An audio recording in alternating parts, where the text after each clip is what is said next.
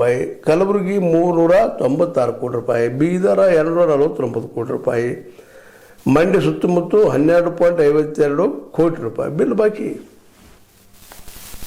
ಏನಿದೆ ಮತ್ತು ಕಾನೂನು ಅದ ರೀ, ಕಾನೂನು ಅದ. ಕಬ್ಬು ಹಚ್ಚಿದ 14 ದಿನದೊಳಗೆ ಆ ದುಡ್ಡು ಪೇಡ್ ಮಾಡಬೇಕು. ಹಚ್ಚಿದ 14 ದಿನದೊಳಗೆ, ಯಾಕೆಂದ್ರೆ ಅಷ್ಟರೊಳಗೆ ಸಕ್ಕರೆಗೆ ಹೋಗಿಬಿಟ್ಟಿರ್ತದೆ. ಕಬ್ಬು ಕಡೋದು ಮಾರಿ ಸಕ್ಕರೆಯಾಗಿ ಸಕ್ಕರೆ ಮಾಡಿ ಹೋಗೋದು ರೆಡಿ ಆಗಿರ್ತದೆ.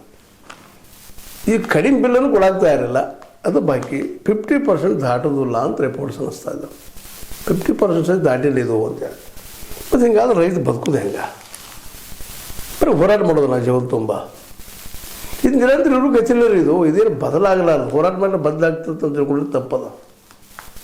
ನಮ್ಮ ರೈತರು ತಿಳ್ಕೊಬೇಕಾಗಿದೆ ಇದನ್ನು. ಮತ್ತು ಬಾಕಿ ಓಡಾಡೋದ್ರಿ, ಮತ್ತು ಸ್ಟ್ರೈಕ್ ಮಾಡೋದು, ಮತ್ತು ಬೆನ್ನು ಹತ್ತೋದು, ಧಿಕ್ಕಾರ ಅನ್ನೋದು, ಕೂಗೋದು ಮಾಡೋದು, ಮತ್ತು ಜನಗಳ ಕೆಟ್ಟದಾಗಿ ಇರೋದು, ಇದೇ ಆಗಬೇಕಾಗ್ಯದ. ಯಾಕೆ ಮಾತ್ರ ಇವತ್ತು ಮಾತಾಡ್ತಾ ಇದ್ದೀನಿ ಅಂದ್ರೆ, ನೀವು ಇಷ್ಟು ಇದು ಕಬ್ಬಿದು ಭಾಳ ಇದಾಯಿತು.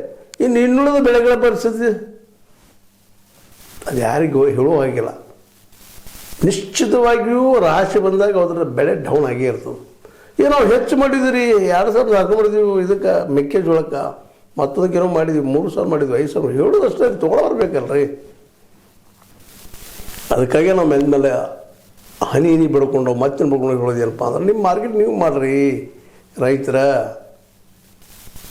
ಇದು ಹಿಂಗದ, ಇದು ಹಿಂಗೆ ಇರೋದು ನಿರಂತರ ಇರೋದು ನಿಜವಾಗಿ. ಯಾವ ಅಟ್ಲೀಸ್ಟ್ ನಿಮ್ಮ ಬಿಲ್